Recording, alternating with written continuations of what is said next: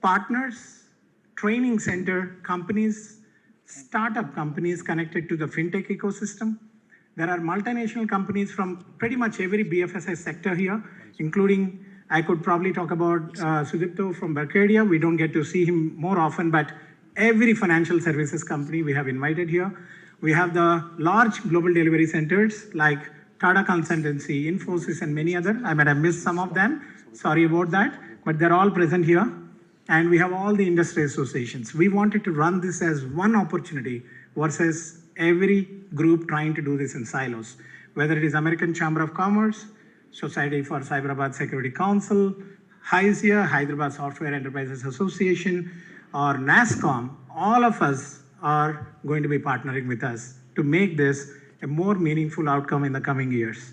Of course, the governmental organizations, we don't have to talk about the kind of support we get from our IT minister, the passion he shows, and the genuine interest he has to make sure that Hyderabad becomes the epicenter for IT and IT-enabled services across the entire state of Telangana. And last but not least is the educational institutions. We believe that it's important that we should not just call the students for internship program, we should actually call the teachers to do an immersion program with us, so they go back and provide this knowledge back to the students with small projects they can start to do from their first semester, second semester of their courses itself. This is probably by far the best opportunity for us to make an impact collectively with BFSI as a platform. Karthik, if you can help me go to the next slide. I'm going to take 3-4 slides quickly. The first thing is lead the way. And I can tell you profoundly, and I would, unless somebody challenges, presumably this is probably the India's first BFSI consortium with a combination like this. And all I can tell you is that if you are sitting here and listening to this session, it's an opportunity for you to make an impact collectively with us. The second one,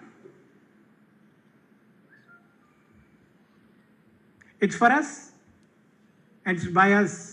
And there are no leaders here, there are no partners here. It's going to be registered as a non-profit organization, and all of us who are a part of this particular consortium can contribute to it. It could be primarily on the education, because we know that we are hiring people and we are having our own challenges of hiring people and then training them. But beyond hiring, we can rebrand, create a much better understanding to the students of building a career in this sector versus switching jobs more frequently. This is also a very tight risk and regulatory compliance organization. So tomorrow when the cryptocurrency industry flares up, we should be the pioneers and the leaders setting up the standards around this.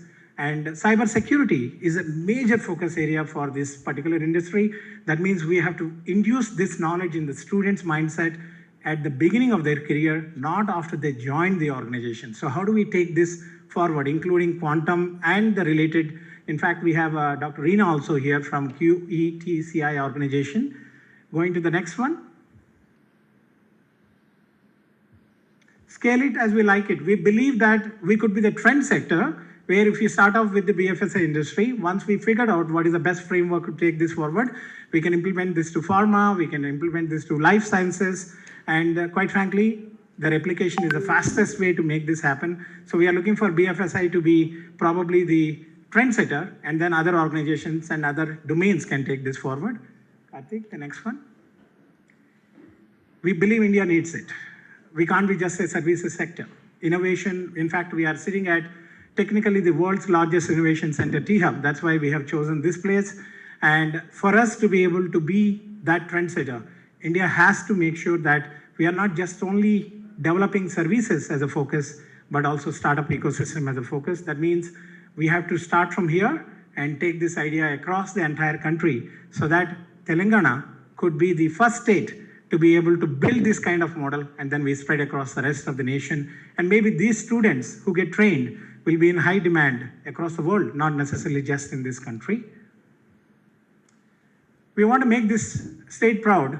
And quite frankly, when I moved back here, I had a very little knowledge of Hyderabad back in 2009. And I can tell you that I have seen the real growth in the last 14 years, especially the passion that our IT minister shows from day one, from 2014 to now. We have seen that very visibly.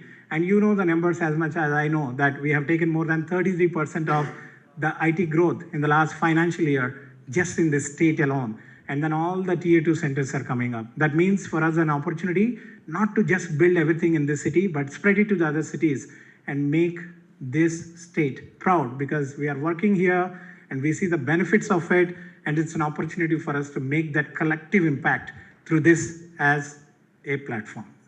And the last one, this is a clarion call, and in fact, the reason we are sharing this with you is that we wanted not just one of us feel it, but all of us feel it, that all the BFSI companies, there are mid-sized companies, there are global delivery centers, there are multinational centers. You're all hiring people and you're all facing the same challenge we are facing from the core team. We wanted your help.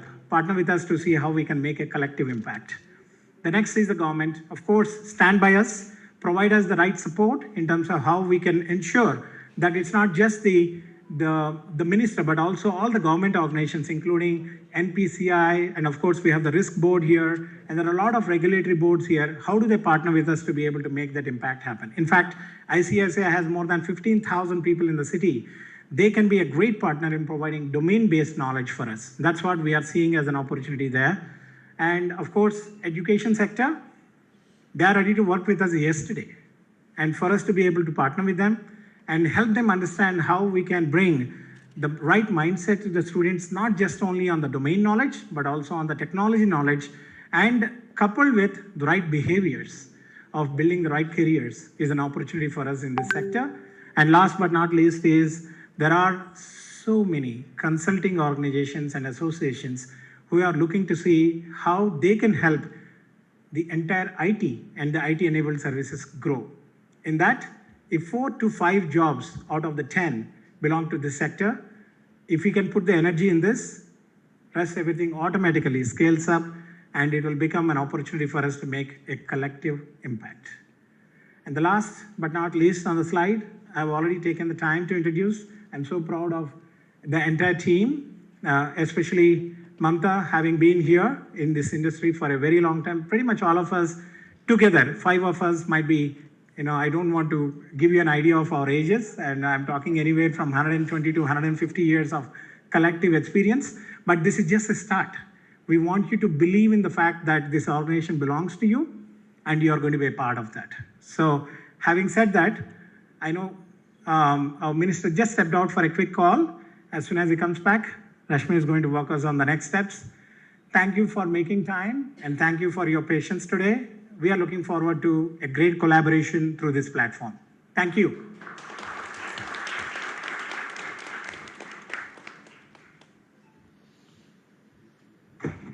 Thank you, Ramesh. Thank you for taking us through and educating us through what BFSI Consortium is actually planning to do. So with that, today we are also here to witness the unveiling of 2 significant elements that would serve as identity for BFSI Consortium. Without wasting too much time, I will call them as the famous 5 of Hyderabad. That is the core committee of BFSI Consortium. Let me invite the leading lady of the team, Mamata Madhireddy. Could I also invite Ravi Tangirala from Mass Mutual, Subha Payappa from JPMC, Ramesh Kaza from State Street, and last but not the least, Rajesh Balaraju from LSEG, that's London Stock Exchange Group. Dear KTR sir, could I please request you to please come up on the stage and unveil the logo for BFSI Consortium.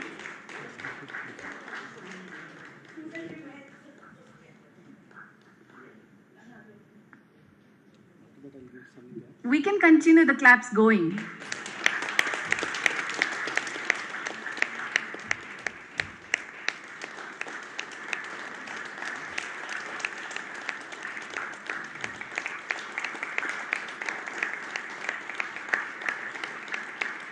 Can I request the program managers to please come up on stage?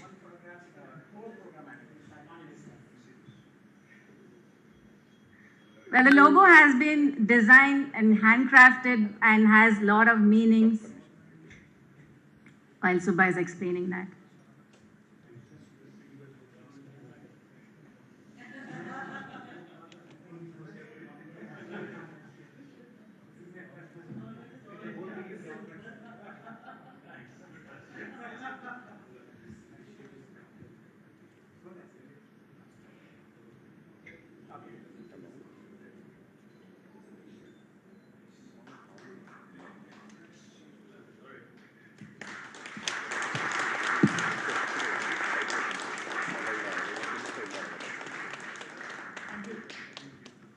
Well, we are not done yet. This is just the first identity, but we also are unveiling our website.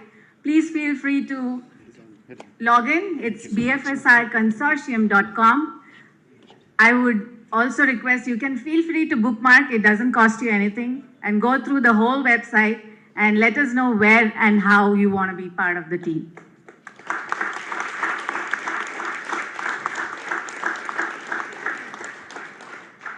Thank you. Thank you all. Thank you, sir, for unveiling the identity for BFSI Consortium.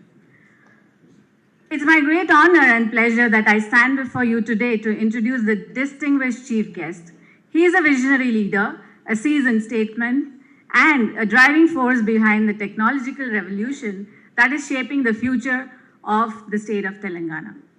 The man who is not letting any stone unturned to achieve his goals. He has been at the forefront of driving digital transformation, innovation, inclusive growth, and in the realm of information technology. With an unwavering commitment to harnessing the potential of technology for the betterment of society.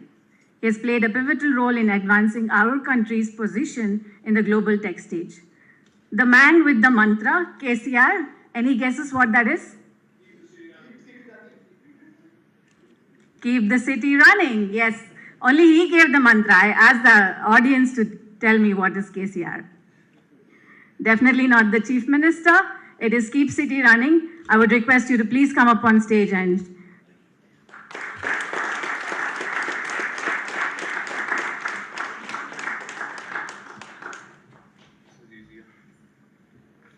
Thank you, Rashmi. Thank you to the entire team. We'll start with Mamta. Mamta, Subha, of course, Ramesh, Ravi Garu, and Rajesh.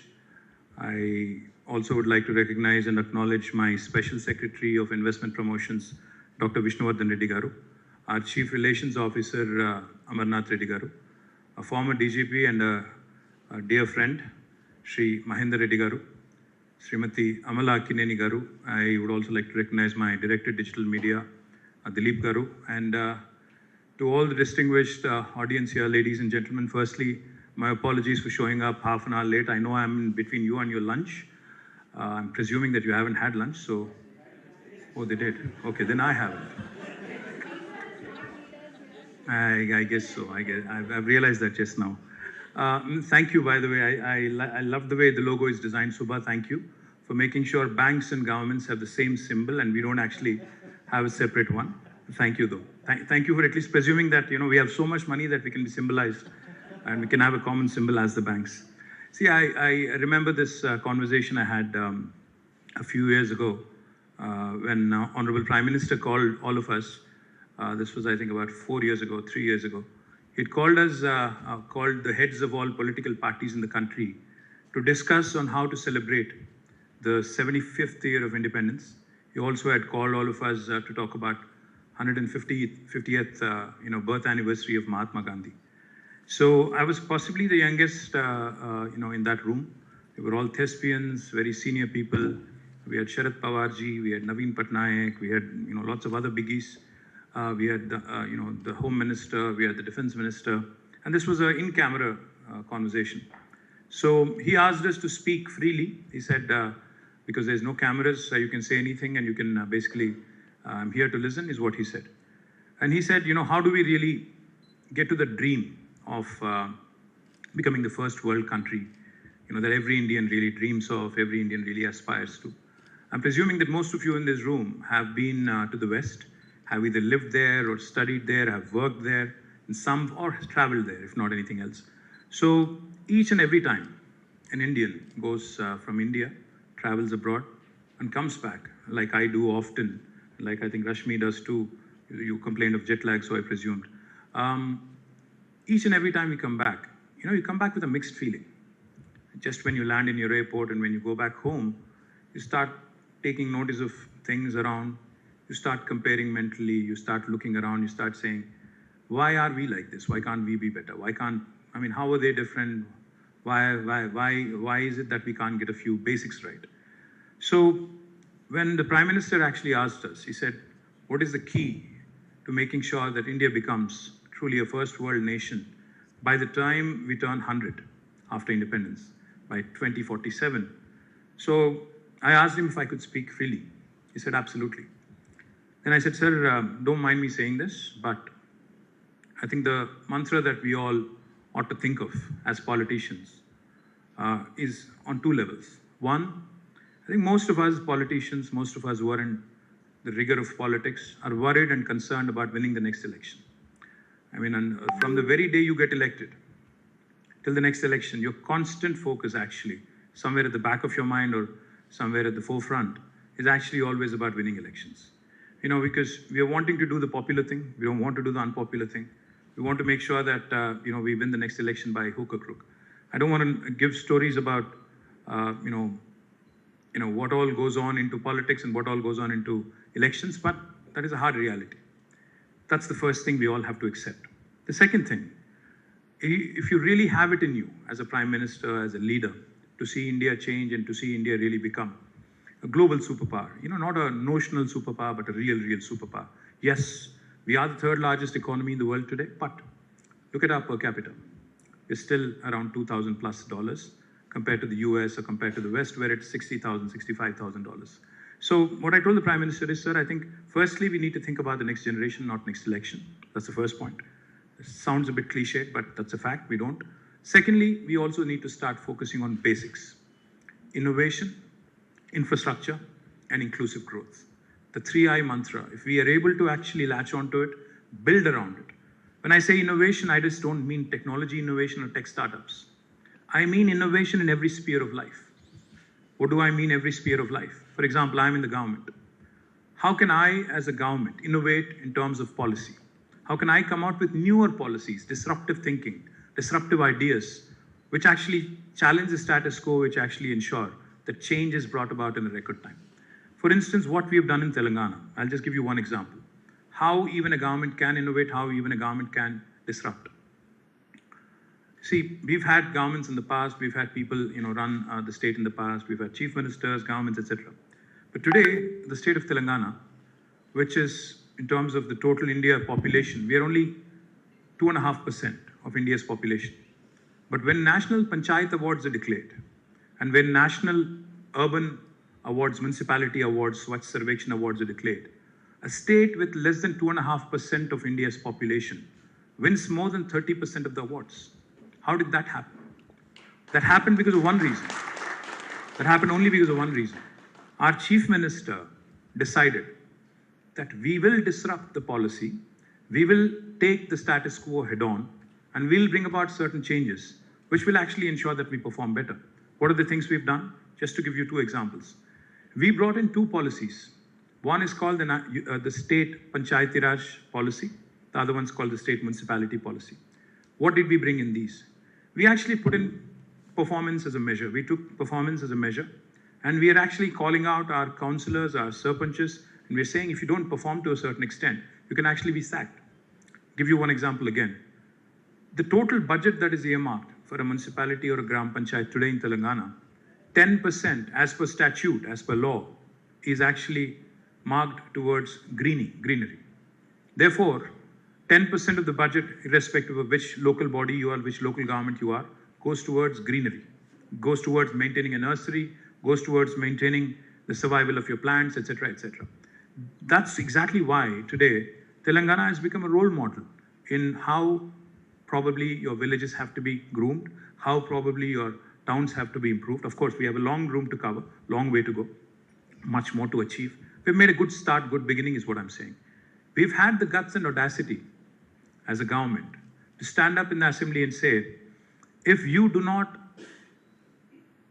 achieve 85% of survival of the saplings you have planted, your job is at risk, to our sarpanchs and to our councillors and to our panchayat secretaries. Not many governments actually have, the gall to do this. Likewise, when we actually came out with the industrial policy, we came out with a reformative policy. We said, in fact, I'll tell you an interesting episode that ensued between, interesting conversation that ensued between our Chief Minister and our officers. So Jayesh Ranjan, who's not here today, who's in Delhi actually working on something interesting, he was there, as part of this discussion, and there was a gentleman called Pradeep Chandra, who was our Special Chief Secretary then, as the Secretary of Industries. So Chief Minister KTR Garu pointedly asked these two gentlemen. I was not the minister then. I was not the Minister for Industry then. I was the Minister for IT alone. So I was not part of the conversation. So the Chief Minister asked both of them point blank. He said, why does the government actually have to give a clearance to any industry? So here are these two gentlemen who have put in decades of service into government, are used to giving out permissions, are used to giving clearances. And here is a new Chief Minister sitting across a table, asking them, challenging them, saying, why should the government even give a clearance? What is the need? So both of these gentlemen looked at each other. First of all, the specialty of KCR Garu is, most review meetings we walk in, assuming that we are fully prepared. And he's one of those guys whose first question is always out of syllabus for us. You've all written exams, I'm sure, as students, so you know what I'm saying. Always the first question, is a googly, so you're confused and you completely forget what else you have learned, right? So these two guys are scratching their head trying to figure out a logical answer. And then Pradeep Chandra finally says, sir, but if something goes wrong, what do we do? How do we make them accountable? If something goes wrong, some disaster happens, somebody dies, God forbid, somebody has to be held accountable. So therefore, CM said, that's a very conventional way of thinking. Let's actually change it. Let's actually suggest this, that any industry in Telangana can come and hit the ground running. You can start your operations on day one. You can start construction on day one. We don't have a problem. You can self-certify yourselves and you can declare that you are going to be a law-abiding enterprise. All you have to do is, of course, you also have to be in compliance with the law of the land. So you need to submit details online and we'll promise all clearances in 15 days. And if you don't deliver on the 15-day window, on the 16th day, it's again a default approval, a deemed approval. No state in India had, again, the gall to say this. And on the 16th day, even a senior bureaucrat like Jayesh or even a senior officer like Mahendra Reddy Garu can be fined, can be penalized, a sum of rupees 1,000 per day, again backed by statute, unlike any other state in India. So the point I'm trying to make is, innovation is not confined to industry. Innovation is not confined to startups alone. Innovation can happen anywhere. Therefore, Telangana today, in fact, in the country, we lead in ease of doing business rankings. We lead on a number of other metrics as well, purely because we've started thinking outside of the box. Second point I'd like to make quickly is infrastructure. We've focused on infrastructure. Today, when our Chief Minister goes in front of a camera and announces that he's going to build the world's largest lift irrigation project in a span of 5 years, not many people actually believed it. Normally in India, the practice has been, that a Chief Minister launches a project, especially if it's an irrigation project, you will at least need another 4 or 5 Chief Ministers to complete it and then eventually commission it. But here's a Chief Minister who's come out and said, I'm going to be completing this project, which is going to cost us about 1 lakh crore, and I'll complete it in a breakneck speed of 5 years. Not many people bought it. Today, I'm standing here proud, and you can open your Google browser and you can actually type in, key in, and check. The world's largest lift irrigation project today is not in any other country or any other state, but it is in Telangana. It is actually right here in our own country. It's Kaleshwari. So infrastructure has been an absolute priority for us. I remember this very famous saying of John F. Kennedy, where he said, a lot of people, when we go to America or when we go to the West, we're very impressed with the highway infrastructure. We're very impressed with the infrastructure in general. I remember that saying very, very clearly and very, very vividly. John F. Kennedy said, a lot of people think America has good infrastructure because it is rich. But America is rich because it has good infrastructure. So it is imperative for all of us, for state governments, for central government to realize that we need to continue to invest in infrastructure. It could be power, it could be water, it could be roads, it could be ports, it could be anything, any form of infrastructure. It could be T-Hub, it could be industrial infrastructure, it could be any physical or digital infrastructure. It's imperative that India has to get it right to be able to move on to the next level. The third thing I told Prime Minister was that we need to be inclusive. We cannot leave out any section of the society. It could be a Muslim, it could be a Hindu, it could be a woman, it could be a man, it could be a transgender. No matter who you are, where you come from, it could be a person from a rural area, a small town, or it could be a person from America who's just come back. We need to be able to actually create a level playing field where we provide opportunities to each and every one of them. Unless we do that, unless we stop discriminating our own people based on their religion, sex, caste, whatever nonsense that divides us, unless we raise above that petty nonsense, we'll not be able to become a powerful country. He may have liked it, he may not have liked it, I don't care. But the fact is, I spoke my mind, I told him for what it is. But that isn't the only mantra I believe in. When I walked in here, I was thinking about what Ramesh was saying, what other colleagues who walked up to me and greeted me said. The other piece that people always talk about, the world over the next 1 decade, 2 decades, if you look, if you look at any articles, if you look at any YouTube stories, or if you look at, if you hear any talks, or if you hear any podcasts, you would see that everybody's talking about digitization, everybody's talking about decarbonization. I'm glad you're talking about democratization also. Once in a while, it's also good to hear that. And decentralization. Unless we focus on these 4 Ds as well, digitize as much as you can, because during COVID, we all realized the power of digital infra. The world as we knew it, the world as it functions, as we knew how it would function normally and how quickly it got disrupted, yet Hyderabad and India stood up to the challenge of what was thrown at us. And I'm delighted that none of us, not a single enterprise, not a single individual actually, has let down his institution. We have not let down any of our global clients in terms of service level agreements. In fact, if anything, we went to their rescue. We came to their rescue. Some of them who couldn't operate in the US or in the West, we actually were able to elevate our game, and we were able to support many other functions as well during the time of COVID. So I believe very strongly that the road ahead is one where we need to collaborate, we need to connect, and we need to synthesize something truly beautiful. Because we have the banking sector here, we have the financial services sector here, we also have the insurance companies here. In fact, Ramesh hasn't mentioned, but Insurance Regulatory Development Authority of India, the IRDA, is headquartered in Hyderabad. We need to latch on to more of these opportunities, because together, I'm sure there's a lot more we can do. One of the things I would like to suggest from the government, Ramesh and the entire team actually, what we can do, this government is your government, we work in a collaborative fashion, you know it. We've always taken your input, we've always taken your advice. Even when we were formulating our policies, our sectoral policies, we've always solicited advice.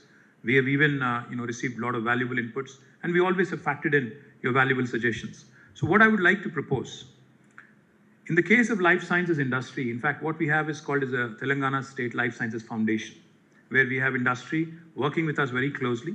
And there's a group of people who work with us very closely. And what they also do, guys, is they have actually formulated a vision document for the next 10 years and 20 years.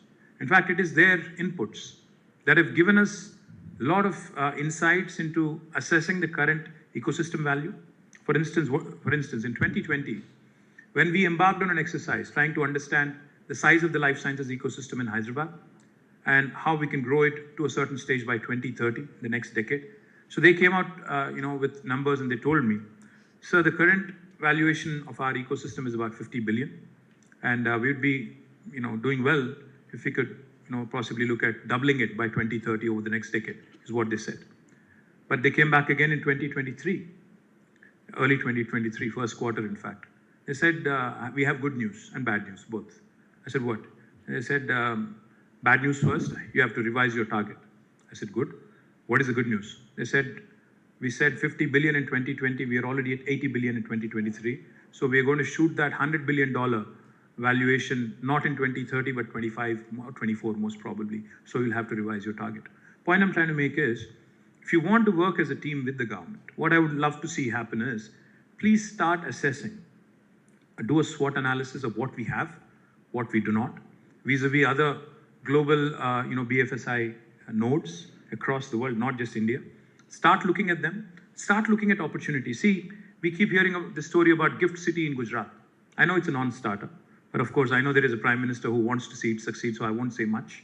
And I wish them well also, because after all, they're in India. I wish them well. But I am a firm believer that you have to take the ecosystem approach, and you have to take the whole of ecosystem approach, and not look at each of you in isolation or talk to each of you separately. Together, if we can actually start doing three things. First thing I'd love to see happen, start giving us inputs into changing our course curriculum in the educational system. I think that's imperative. If you want to keep the pot boiling, if you want to ensure that this city, like you said, becomes the epicenter for BFSI sector, we need to start looking at newer courses and newer challenges, because the world is changing. Not many people understand crypto. You guys do. Probably most of you in this room do. I don't. I have to be honest. I don't understand it as much as you do. Now, we need to help our common man understand what crypto is, what digital currencies are. Most of the lawmakers in this country don't understand, anything about crypto or digital currencies. We need to start educating our people. We need to start bringing in newer elements into our course curriculums is the first thing I'll tell you. I didn't see a lot. I know Ravi is from Mass Mutual and a very strong insurance company, but I didn't see a strong focus on actuarial sciences. I want you guys to start focusing on actuarial sciences. Tell us, how can we start something in actuarial sciences which will help, us attract more insurance companies, more reinsurers, and more of these companies coming into Hyderabad and India at large. The third thing, curriculum and a collaborative approach. And the third thing I'll tell you, if we need to compete with the Dubais and Singapores and Londons, who are all the financial, New Yorks of the world, who are all the financial hubs of the world, we need to also start looking at more and more of these opportunities. Maybe it's not required that we actually build a new physical stock exchange. Maybe we can build a digital platform. Maybe the future is all digital. We don't need a big bull and a huge sign that says Hyderabad Stock Exchange. Maybe we can build a digital exchange which will actually change the way we work, which will actually change the way we actually, start doing business. Last but not least, you mentioned cybersecurity. I had a meeting with some credit card companies. They told me that this is one of the biggest challenges they have. And of course, a challenge also presents an opportunity, and I do believe very strongly that as we move towards more and more reliance on digital infra, as we move more and more towards digitization of all of our assets, there's a huge opportunity which we cannot undermine in cybersecurity, especially in the financial services sector. If we can create a center of excellence together with the industry collaborating and acting, like how we created ISB. ISB is a classic example of what can happen in a collaborative fashion. An industry, government came together, the academia actually pitched in. Today we have India's best business school. Likewise, if we can start looking at these three sectors, actuarial sciences, maybe cybersecurity, and maybe also all the newer elements, like I said, the digital exchanges and other things that can happen, which are futuristic, which will involve everything, in dealing with digital currencies and everything else in evolution. I think that is how possibly Hyderabad can continue to maintain its pole position. Now, just to give you numbers, because I think enough of the boring speech, but just to give you numbers. In 2014, when the new state of Telangana came in, our total jobs in technology in Telangana alone were about 323,000. These are direct jobs I'm talking about, not indirect jobs, but direct jobs. And today, as of May this year, in 2023, those numbers have grown exponentially. From 323,000, from 3,23,000, today it's at 9,05,000 jobs, almost a 300% plus growth. More impressive are two more statistics that I'm going to share with you. Our software exports, because India has always been, has been working as an offshore unit for a lot of these large banks and large financial services companies. So a lot of these products that get prepared here, that get made here, are also for the world markets, right? So our software exports back in 2014 were valued at 56,000 crores of Indian rupees.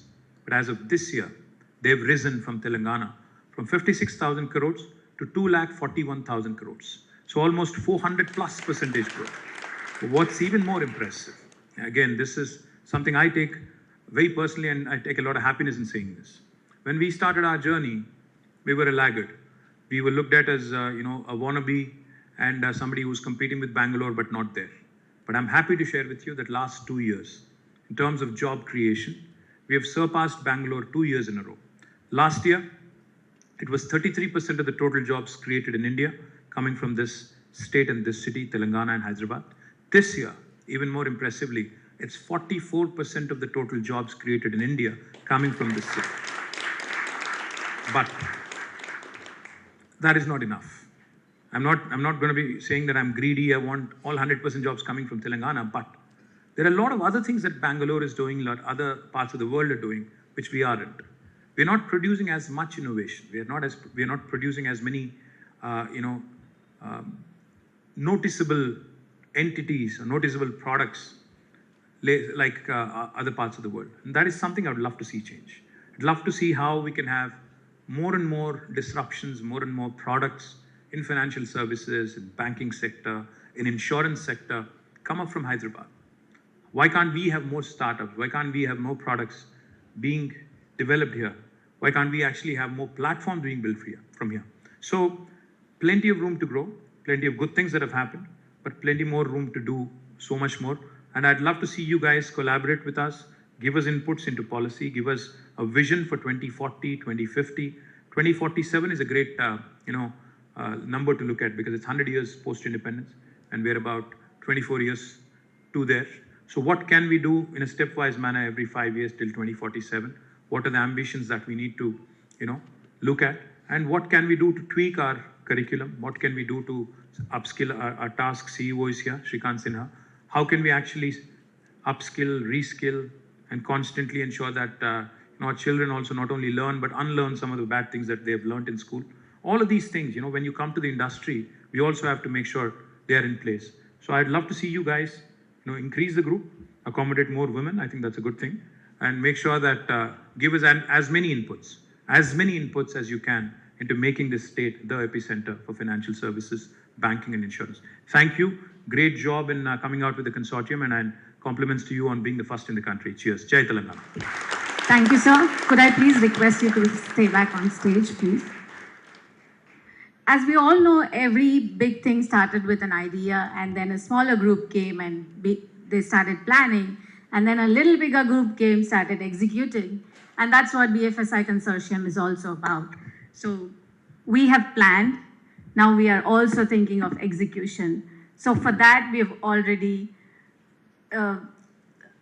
chosen a preferred vendor, and this moment we would want to share a letter of intent with the preferred partner. I would like to invite Srini Chakravarti to please come up on the stage. So we are signing an MOU with Technogen, which will be a delivery partner. I would like to, yes, we have Lax, our CEO, on behind you. Since he's not been able to make it to the event today, Srini and Rashmi, Chief of Strategy of Technogen, we would represent him and take the letter of intent.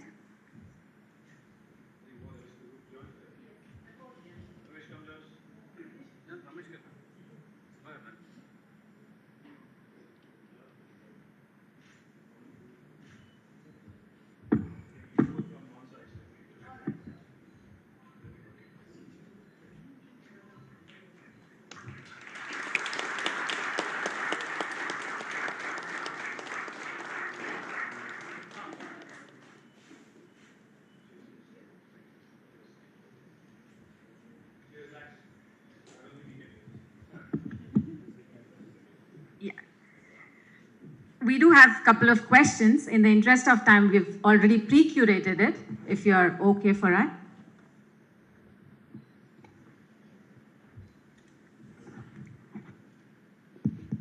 You've been a great support and exponential growing the IT sector in Telangana State. How do you think you can help us grow the BFSI sector in the Telangana state? I think I've said enough, haven't I? I think they're bored right now. I don't think they're... You haven't been hearing is what I think, Rashmi. Jet lag. Okay, we did hear that. Okay, the next question that's there is also, it looks like the program is very unique. The BFSI consortium is unique. And the partners in ecosystem being here, which is education industry, education institution, and industries coming together, how is that the government can support? Or how is that the government can add, and how easy it is for all of us to come reach out to the government? I know you also said that come back to us with inputs. I'm trying to prove I heard you. I'll tell you what, one of the best examples of how government and industry can work together is the Cyberabad Security Council. I think it's a brilliant setup where we have a very uniquely constituted body where we have representatives from the government, we have representatives from the industry, and all of them collaboratively work together for the betterment of this part of the city and also for the larger benefit of the city. So what we can do is we can actually have a structural arrangement in place where we can have the BFSI consortium actually have a government representative, or if you want more of us, we could have more than one. And then we could have, agendas set, and we could have a vision document that can be prepared, and we work towards it. As in, see, we all ultimately want, like Ramesh said, to democratize this process. I think it's important that all of you participate. And this whole philosophy that each of us have, getting caught up in our own lives, getting caught up in our own enterprises and doing our own thing, working in silos, not wanting to know what the world is up to, etc., is not going to help the cause, larger cause. While it might help you individually and institutionally, I think the larger benefit of the larger cause would not be served. So what I would recommend and what I would suggest is make this an entity which actually has some government participation, has a certain metric to measure itself by, not just a group which meets periodically and talks about what problems you have in the BFSI sector, but start looking at setting up certain targets, setting up certain metrics where we can actually hold each other accountable. You can ask the government to deliver on a certain promise saying, listen, you said you will introduce these courses in the government education. Why haven't you done it? You should be able to hold me accountable to that. Likewise, I should be able to come back to you and say, Ramesh, while State Street is expanding, why don't you give me more leads into Hartford Insurance or Cigna or others that are coming in, and how can we bring them to Hyderabad? That sort of thing.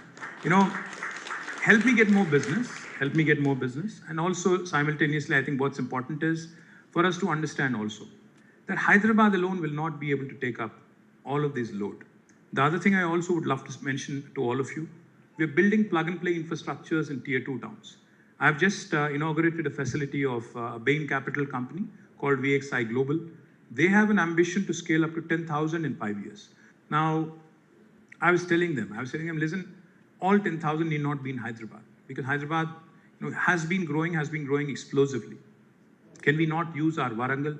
Can we not look at Karimnagar, Nizamabad? Can we not look at other centers within Telangana and outside of Telangana as well?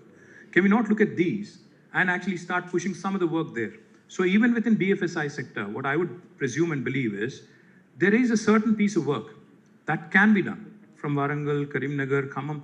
Plug-and-play infrastructure is already built. You guys can move in with your computers, plug it in, start working. So therefore, my appeal to you is help the government also decentralize, help the government also ensure, because I am a firm believer that kids from Tier 2 towns have more fire in their belly. They have a point to prove. See, I was a kid who moved from Karimnagar to Hyderabad in my 6th grade. When I moved here to St. George's Grammar School in Abbots, the very first day, I was a bit shocked, because everybody around me was speaking in such fluent English, and I couldn't possibly measure up. So I actually withdrew into a shell. Then it took me almost a month or two to go back to them and speak confidently, and to be able to raise my game and speak to them confidently. The point I'm trying to make is, kids from Tier 2 towns are very good here. They may not be very good, when it comes to communicating as effectively or as pointedly or as explicitly. That is one thing we need to change within our system as well. So help the government decentralize, help the government with new investment ideas, and I'll help you build your story in your companies and the system at large. So I think it could be a collaborative thing with a structural arrangement in place where we have quarterly meetings with agreed goals, with a vision laid out for the next 10 years, 15 years, 20 years. And I think that's the way forward. And it can continue to evolve. Thank you. Do we have any more questions? No, I just want to let you know that I took the lead role for SCSC now. So you basically assign the work back to me. Excellent. That's That's the best thing about being in politics. You always get to have somebody else work for you. You don't get to do anything. That's Cheers. always a smart leader. Thank you guys. Thank you very much. Really appreciate all of you joining us. Thank you. Thank you so much.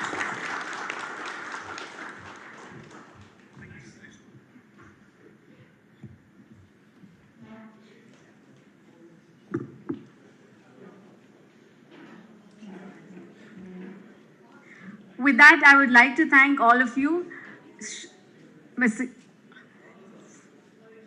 I would like to thank our chief guest, Mr. KTR, for honoring us today with his time and involvement.